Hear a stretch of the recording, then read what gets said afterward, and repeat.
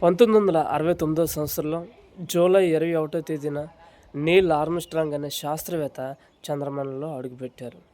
ఆయన అడుగుపెట్టి ప్రభువుని స్తుతించారు. ఆయన తిరిగి వచ్చిన తర్వాత కొంతమంది ఆయన్ని ప్రశ్నించారు. నీల్ ఆర్మ్‌స్ట్రాంగ్ గారు, మీరు చంద్రమండలంలో అడుగుపెట్టారు కదా!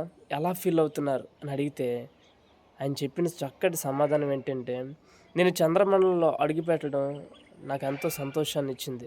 నాకు గర్వకారణంగా ఉంది. దేనికంటే గొప్ప విషయం ఏంటంటే, యేసుక్రీస్తు ప్రభు ఆయన దేవుడై ఉండి, మానవుడిగా ఈ భూమి మీదకి రావడం గొప్ప విషయం అని చెప్పాడు. దేవుని నామానికి మహిమ కలుగును గాక.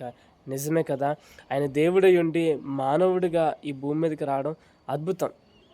యేసు ప్రభు ఈ లోకానికి ఎందుకొచ్చాడు అనంటే, సర్వమానవారిని పాపం నుంచి విడిపించడానికి, శాపం నుంచి విడిపించడానికి, సమాధానం లేని వారికి సమాధానం అనుగ్రహించడానికి, సత్యం తెలియని వారికి సత్యాన్ని తెలియజేయడానికి, మనుషులకు నిత్య జీవాన్ని అనుగ్రహించడానికి యేసు ప్రభు ఈ లోకానికొచ్చాడు.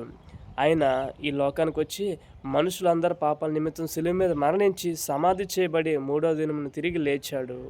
మనుషులకు నిత్య జీవాన్ని ప్రసాదించాడు.